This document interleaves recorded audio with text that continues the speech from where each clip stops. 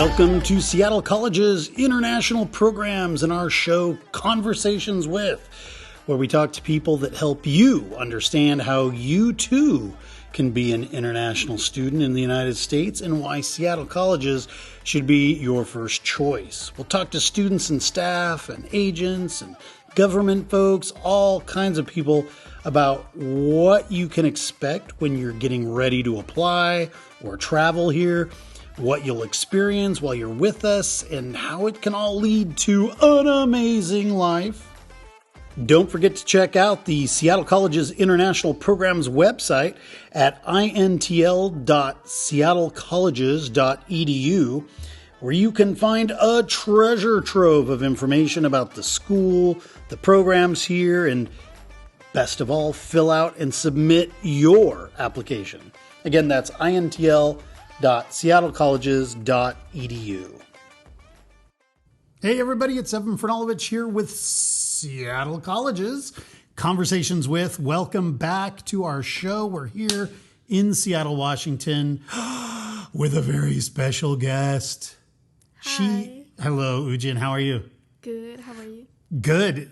Ujin's special because she is one of our student workers here in the Outreach and Marketing Department. And more importantly, she's my personal student worker. So she helps me with video editing and that kind of stuff. So very important human being. But let's talk about you. Where are you from? How did you get here? Tell the world who you are and what you want them to know. Hi. I'm Anu-Ujin, but you can call me just Ujin. Mm-hmm. I think it's better. Oh, good. And yeah, I'm from Mongolia, and I graduated my high school in 2020, and I took a 2 years of gap.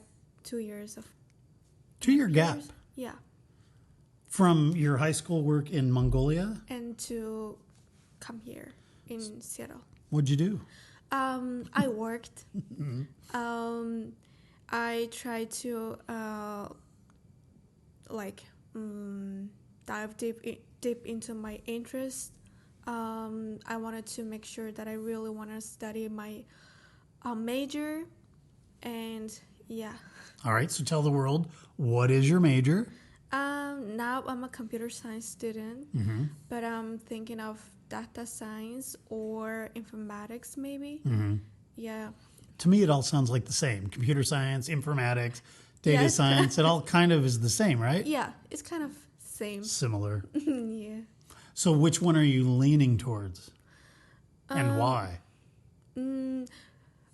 For that 2 years, I worked as a product manager, and especially I managed IT project, and during that time I really liked my job, so I want to be like a product manager in the future. So I think informatics or data science, maybe that will lead me to there more than computer science, I think.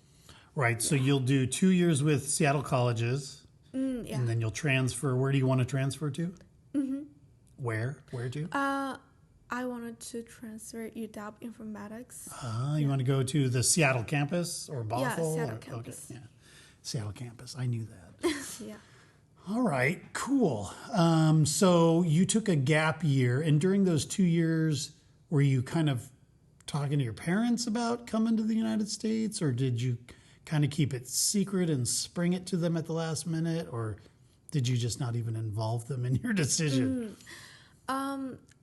I decided to study United States in my high school, around 11th grade, and then I applied for colleges during my senior year, and then I got accepted to few universities and colleges, but I didn't commit because I thought, maybe I should study. I shouldn't rush to study. I should take some time before going somewhere new, because I knew that I will be living alone abroad, living far away from my family. So I thought maybe I should learn some life skills and also like professional kind of skills before like going somewhere. Sounds great. Yeah. So did you apply to Seattle colleges at that time, or did you wait to apply to them later?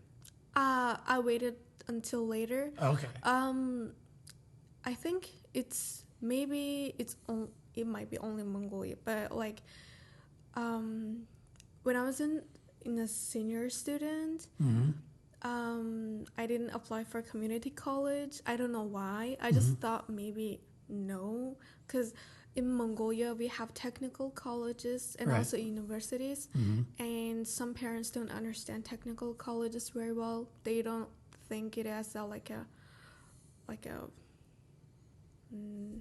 It's a great path to a good career that pays good money. yeah, and I didn't apply for community college at that time, and the costs for the universities that I got accepted to was really high, and I wasn't able to come here also because of the financial situation.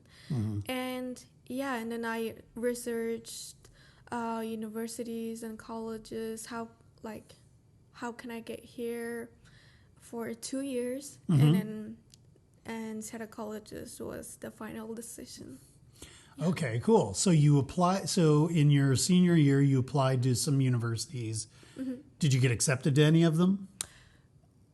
You were accepted to some of them, but then you just didn't follow through. Yeah. Cool.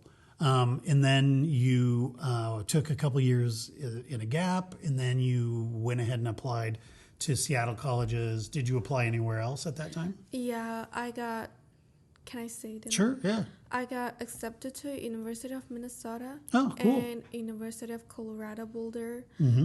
I got scholarship for both of them. Oh, wow. But I thought I really wanted to come here in Seattle. So Why? What was it about Seattle that you were so interested in? I don't know why, but it just attracted me. Like, I feel like my future will be here. Like my final career and also like life will be here. So I thought maybe I should go Seattle and adjust my life here before starting career. Like maybe moving to a new city will be like same as like moving to a new country. So I thought, okay, Seattle, I should study here in Seattle. And I at that time I was really kind of thought the tuition will not burden my parents, and that was also the kind of factor. Sure. Yeah. But after studying here almost a year, I'm realizing many good things about community college. Oh, yeah? Like what? I didn't know I could take an OPT after associate's degree. Yeah, that's a really good thing. Yeah, I think many students don't know that or don't take an opportunity of that. Maybe you can explain, maybe there are students out there listening that aren't here yet. They're just thinking about coming to the United States. Maybe explain to them, what is OPT?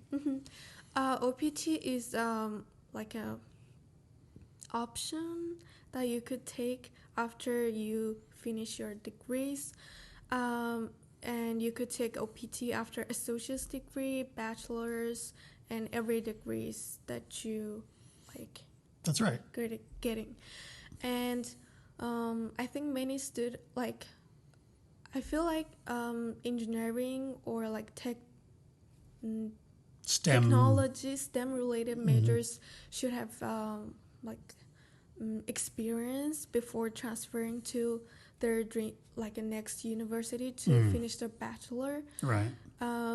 So we don't have a time to do an internship or like a real life experience during our first during associate's degree 2 years. So I think OPT after associate's degree will be helpful for students to gain experience, and maybe it will help them to stand out their application after, if they are thinking about transferring to other universities.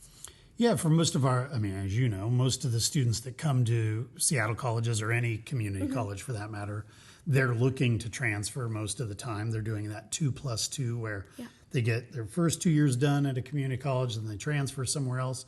So yeah, most of them are looking to do that transfer. So yeah, I mean, I know some students like to skip the OPT option after they get their associates because they don't want to lose their momentum. They just want to keep studying and get their degree, which is a great decision. But I like your philosophy too, where it's like, maybe it's a good idea to go get some experience in the field and then do those 2 other years. Either way, I think it's great for your application. If you, I mean, actually, if you do the OPT, I think it's great for your application because you do, even if you transfer, you still have to apply to transfer, to be a transfer student. Yeah. Cool. Have you already started looking into OPT options for you, or is that something you do later? I'm not looking for OPT right now, but I'm looking for CPT, which is also like a same as OPT. It's very similar. But it's a short time thing. Like it counts as a credit to my degree. Right. And I will not take classes, but instead of that, I will do a real life job. Right, yeah. So CPT and OPT are a little bit different. CPT is usually connected to a class, quote unquote class, and you get credit for it. That's right. But it is within your area of study. So in your case, you know, maybe you'd go do some computer work somewhere. I don't know how it works, but yeah, cool. I like it. Are there a lot of classes that offer CPT options, or is it? Yeah, I mean, how do you find out about the CPT options? Is it in the course catalog, or I mean, does it say online when you're scrolling through classes? Does it kind of talk about it, or? I actually didn't know about CPT, but I was talking to my academic advisor. They would know. Yeah, she advised me to take CPT if I'm interested in like doing an internship.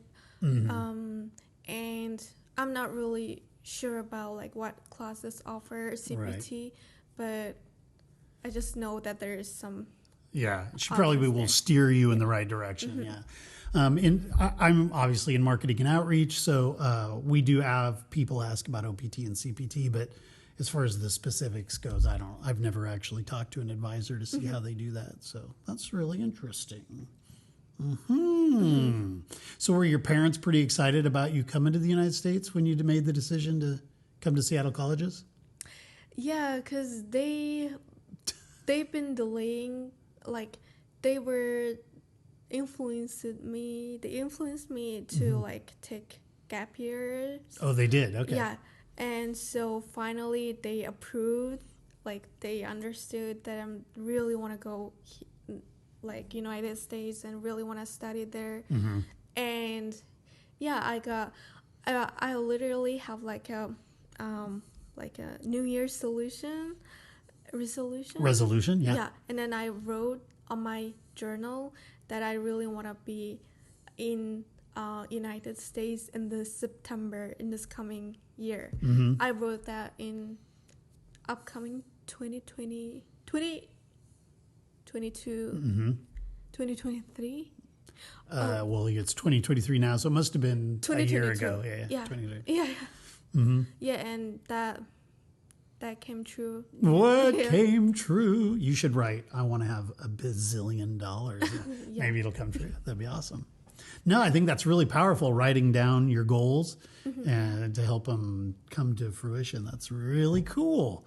So your next steps then, you have been here a year. You have another year to go, or do you think it'll take longer? No, I think I will finish it. You're on track for that. Because when you got here, you didn't have to do any English training, right? You got to go right into your college things. A lot of people ask about English proficiency tests before they come to the United States. Which English proficiency test did you take? I took a TOEFL. Oh, you did? And I got 94. Great. I didn't do that well, but I did.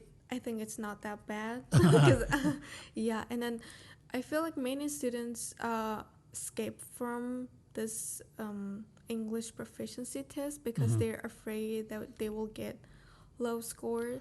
Right. But I think it's worth it to try and take tests. Yeah, no, in fact, in the future, starting July 1st, and today is June 29th, by the time this episode airs, we'll already be past July 1st, we're going to require English proficiency in order to even be accepted to Seattle colleges. If you don't provide scores, you will be given conditional acceptance, but you won't be able to get your I-20 until you've provided English proficiency scores. So if you're listening to this podcast and you want to know about English proficiency, you can check out our website. We have some really great information, pretty thorough information about the different English proficiency options that are out there. But you will need to take a test. So that's great that you did it. You did the test in Mongolia? Yeah, I took it in Mongolia. But does Seattle colleges accept Duolingo tests? Not yet. We're talking about it soon, hopefully. Yeah. Okay.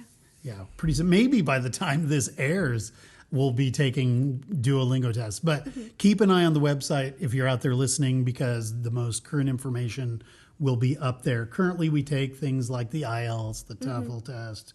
If you've done high school work, some people do high school work at international schools. Yeah. If they've taken an SAT or an ACT, we'll take those kinds of things. But our website lists all the different things that we'll take. So, well, that's really good to know. Was the test long and difficult? Yeah, I can't remember it right now, but I think it's 3 hours. Oh, it's 3 hours. Yeah, it's a long, and I cried during my exam. You did? Yeah. Why? I was taking a listening part, and then I didn't understand anything. Oh. But I was like clicking the options, and the final. I think at that time when I was taking TOEFL, they updated their tests, like their reading and writing scores evaluates by machine and also person. So they're not able to provide that score at the moment. Right after you give test. It's not automatic. Yeah, but reading and listening were automatic. So I was taking listening part, and then I was crying because I didn't understand anything, but I was clicking. I don't know why, because they have like a time limit to like a click, and then I did well. The highest score that I get was listening part, but maybe I did a lot of mock tests before that. Oh, you did? Yeah, so that helped me to like automatically click right answers. Maybe, I don't know. Well, your English is quite good, so it seems kind of funny to me, because we talk all the time, that you would even stress about it. It seems like it would be pretty easy, but if you're out there listening, taking mock tests is a really great way to prepare for the test, whether it's an IELTS or a TOEFL or whatever. So make sure you do that, so you go in and you're prepared for sure. Yeah. Well, cool. So we're already at 18 minutes. Okay. I mean, we've only really talked about where you're coming from. I do want to ask about your visa process for getting your F1 visa. How long did it take you to get your interview at the embassy from the time you knew you were going to go to the time you applied? I got my I-20 in May, I think, and then I didn't schedule an interview with U.S. Embassy until July, and I scheduled my interview in July, and I got interviewed in September 1st. And then I had a flight on September 10th. Oh, that's pretty fast. Yeah. Was there anything sooner than September, or you had to wait till September? I had to wait until September. Okay, so July, August. That's not too long. That's like a month or so. Mongolian students wait like a month or 2 months. And is there only one option? Is it only in Ulaanbaatar, or can you go to a different city? Only Ulaanbaatar. Okay. Yeah. Wow. Okay. So kids that are students that are out in the western part of the country, they have to travel quite a ways in order to get there. Wow. And then how was the interview? How many questions did they ask? I was really nervous because I'll bet you were. Because my flight was in almost like a week later, and if I don't get my visa, that will be like terrible. Yeah. Was it non-refundable tickets? I think so. Oh my gosh. You really... It was the only I don't recommend if you're out there listening to this to do that. It was the only ticket that was before my class started. Oh, okay. So, yeah, I really ordered my ticket really late and my interview really late. Wow. Yeah. And I was really nervous about my interview. I prepared a lot of pages of documents that they might ask me. But in reality, they didn't look at anything. They didn't? Yeah. They just looked at my I-20 and the consultant, U.S. consultant or... Consulate? Are you the... Yeah, the person who interviews me. Okay. So the visa officer. Visa officer. Yeah, visa officer asked me what major I'm pursuing. I'm going to pursue. I told him computer science and and then he asked me. I don't think he asked me anything. That was it? Yeah, it was really quick. Well, that was really great. Yeah. So, what, 10 minutes maybe? 5 minutes? No, it was like almost 1 or 2 minutes. Oh, it was super fast. Yeah. Wow. I hear so many different stories. I talk to so many different students, and I hear so many different versions of that. So, that's great. Yeah. And then you caught your plane. Yeah. And how's it been? So, now that you're in Seattle, and it sounds like you have a plan to stay in Seattle. You like Seattle? Yeah, I like here. I like the weather, but sometimes I hate it, but sometimes I like it. Like today is awesome. Yeah.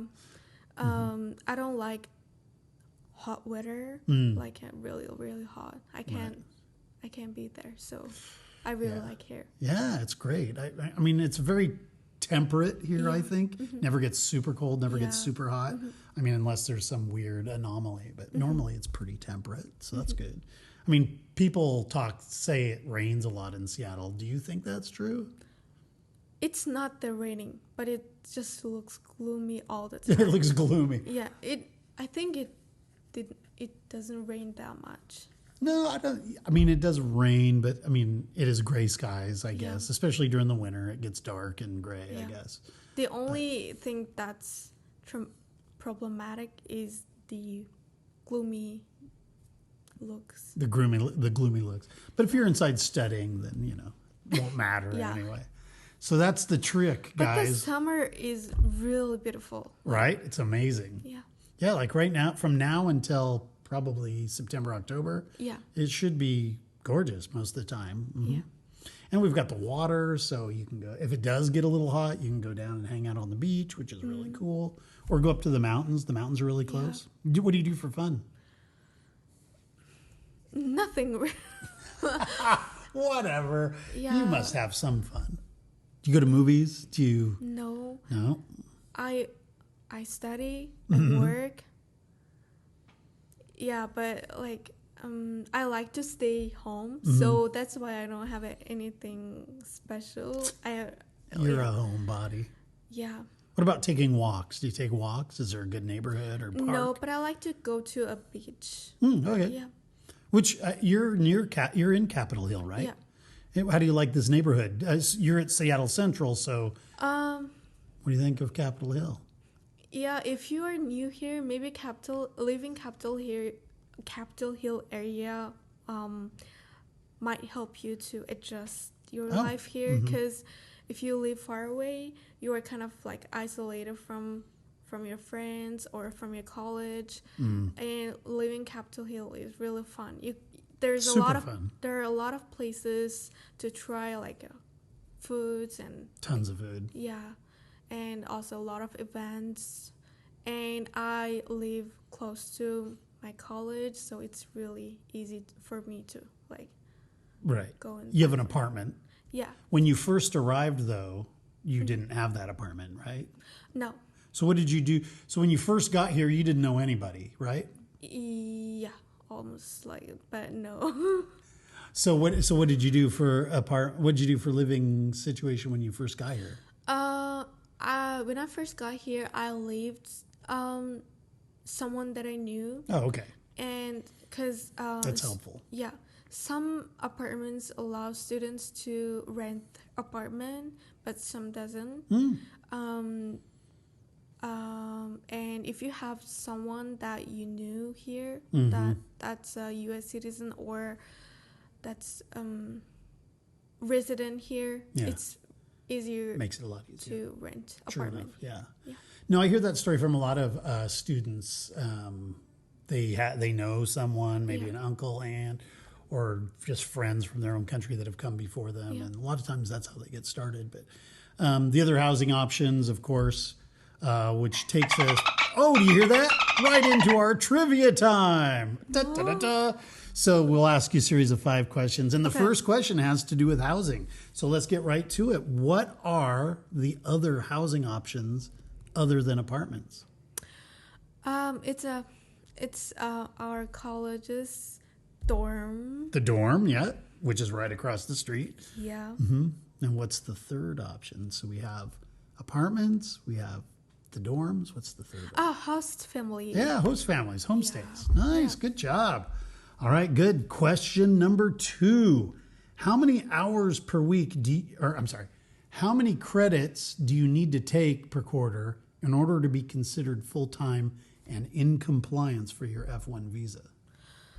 I heard that it's updating like to 12 credits per quarter, and then 7 of them should be in person or hybrid to keep students' visa. All right, nice Status. job. Very good. All right, next question. What do you need to do if you want to go visit Canada during your vacation time? You have to apply for a visa, Canada visa, and then also get travel signature from your advisor or like someone that's DSO. Yes, exactly. Got to talk to the DSO. Can you talk to Evan? No, DSO people are like specialized. They're in special, this, yeah. They've taken a test or something, Yeah. I don't know. So you can't talk to me. It's so sad. All right, great. Next question. How many quarters do you need to take classes before you're eligible for a vacation quarter? I could answer that because I'm taking a vacation quarter right now. If you study 3 quarters, you could take vacation quarter. That's right. So you come in the fall maybe, and then you go fall, winter, spring, take the summer off, enjoy the beautiful weather, do whatever you want. Cool. So what are you going to do for your vacation? I'm gonna rest a little bit. Cool. Yeah. Work a little bit. You're already working a little bit. Yeah. Yeah, that's cool. All right, very good. Last question. What was the last movie that you saw? Huh. Well, this is a long time ago, apparently. Yeah, maybe. Mm-hmm. I watched Black Mirror. Oh, that's a series, right? Yeah, it's a series. It's kind of weird. I don't watch that movies or series. Mm-hmm. But the last episode that I watched was a DJ named DJ something. All right. It was like a stimulations of in people's mind. You have every person has like a electronic device that controls their relationship life. Randomly, like people will get a notification that you have a match. You should date him. Yeah. Like 3 hours later or 4 hours later. And they will tell you exactly how much time you should spend together and when you should separate. You can't like ignore that. So this is a It's fictional device that people would wear. yeah. And then it would just say, oh, you should meet up with Jane for Yeah. 5 days. Yeah, and that devices like a goal is to find your ultimate match for your life. Cool. For I you. mean, it sounds great, but Yeah.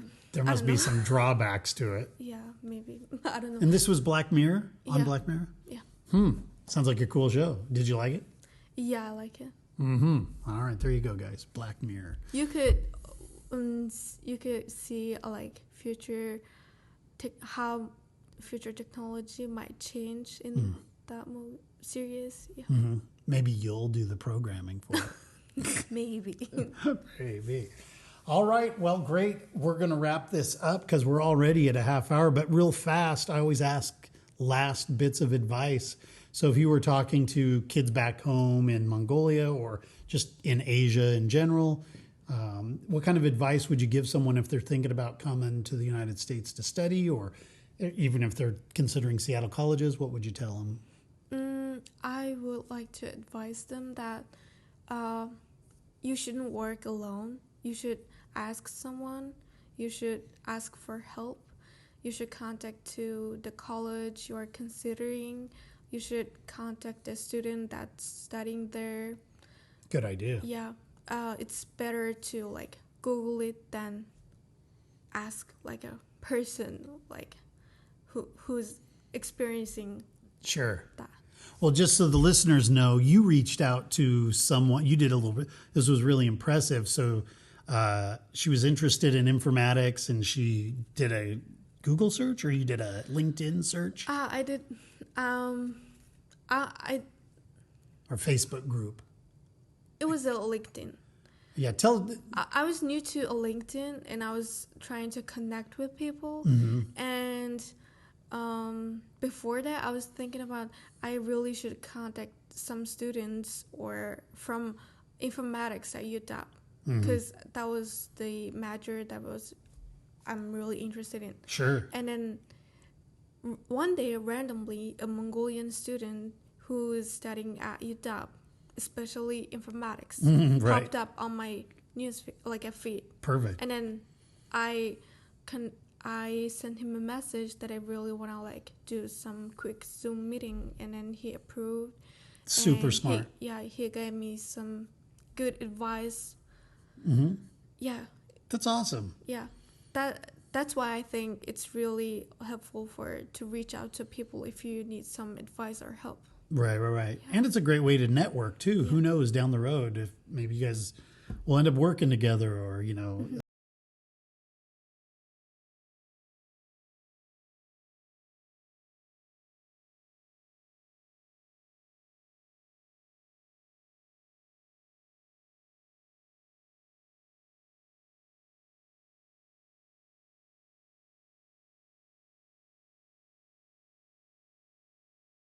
really great technique. Reach out to people, get good information. Don't take marketing's words for it. Talk to an actual student who's already there. It's good stuff. Really good. All right. Well, that's it. That was pretty painless. Yeah, it was really quick. We took her away from her job just for this interview today. So that's really great. Well, go enjoy the sunshine. Thanks for your time. Thank you. Thank you for inviting me. Of course. It's been too long. We've been waiting for this. So I hope I will be invited again. Yes, we will. We'll definitely. After you've graduated, we'll do a graduation thing. Yeah. Maybe after you've transferred, we'll bring you back from the University of Washington. See how things are going. Yeah. All right, Ujin, go get to work. Thank you. Thank you. Bye-bye. Conversations With is painstakingly crafted for you by the Seattle College's International Programs Department and supported by the lovely folks here on our campus. This show is produced and edited by me, Evan Franulovich. We welcome your emails and questions about coming to Seattle Colleges. Please reach out to us via our website or just give us a rating and a review on Apple Podcasts, as this helps others discover the show. Also, don't forget to follow us on Instagram, Facebook, TikTok, or YouTube at Seattle Colleges INTL. That's Seattle Colleges INTL.